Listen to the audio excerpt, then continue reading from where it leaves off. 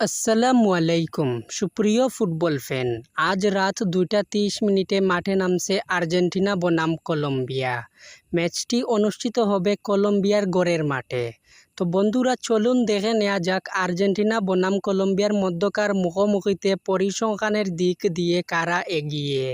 তার আগে বন্ধুরা, আপনাদের কাছে একটা ছোট্ট রিকোয়েস্ট, আপনারা যদি আমাদের চ্যানেলে নতুন হয়ে থাকেন তাহলে প্লিজ চ্যানেলটি সাবস্ক্রাইব করে পাশে থাকবেন।